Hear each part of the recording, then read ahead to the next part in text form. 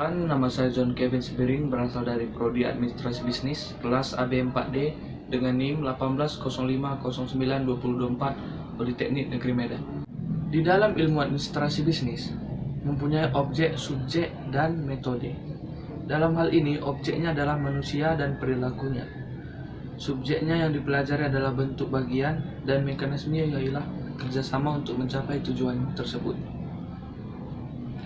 Tujuan administrasi bisnis pada umumnya ialah untuk membangun suatu kerjasama yang saling menguntungkan antara dua orang atau lebih dengan memanfaatkan segala sumber daya yang ada.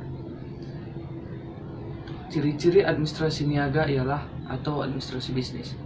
1. Terdiri dari dua orang atau lebih, yaitu di dalamnya ialah aktivitas administrasi bisnis pada umumnya yang dikelola oleh beberapa orang, tergantung segala bisnisnya.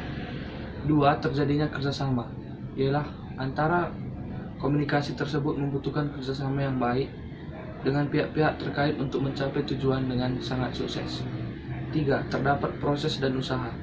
Setiap proses dan usaha harus terlibat dalam administrasi bisnis untuk mencapai tujuan tersebut.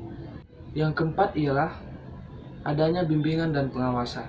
Semua jenis usaha memiliki struktur organisasi mulai dari tingkat bawah hingga tingkat atas yang memiliki pengawasan dan struktur yang dapat mengatur sebuah organisasi tersebut.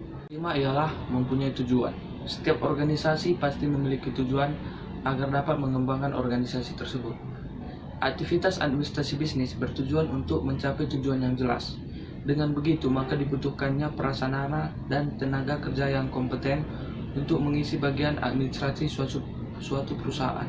Presentasi tersebut ialah ulasan singkat mengenai pengertian administrasi bisnis, ruang lingkup administrasi bisnis, dan ciri-ciri administrasi bisnis.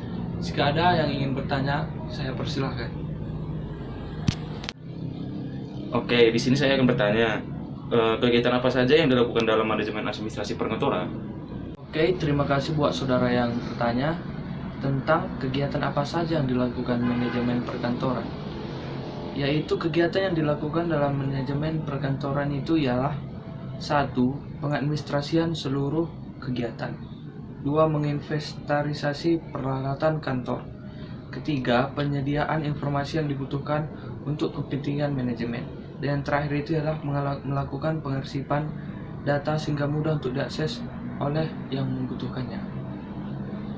Di sini saya ingin bertanya, hambatan apa saja yang menyebabkan komunikasi tidak dapat berjalan dengan baik? Oke, terima kasih buat saudara yang bertanya tentang hambatan apa saja yang membuat komunikasi berjalan dengan tidak baik. Di sini saya ingin menjawab pertanyaan saudari. Hambatan yang menyebabkan komunikasi tidak dapat berjalan dengan baik ada 2, yaitu 1. Hambatan organisasional, yaitu tingkat hierarki, wewenang, manajerial, dan spesialisasi. Perbedaan fungsi dan kepentingan dan istilah-istilah dalam pekerjaan mereka masing dapat menghambat dan membuat kesulitan dalam memahami percakapan tersebut atau komunikasi tersebut. Dan kedua ialah hambatan-hambatan antar pribadi. Manajer selalu menghadapi bahwa pesan yang disampaikan akan berubah dan menyimpan dari maksud pertama.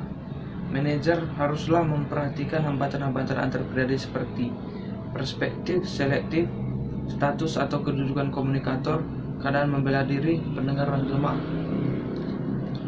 Kesimpulan dari presentasi saya tersebut ialah administrasi bisnis membutuhkan komunikasi yang baik antara dua belah pihak sehingga dapat mencapai tujuan tersebut dengan lebih baik lagi. Sekian presentasi saya ucapkan terima kasih.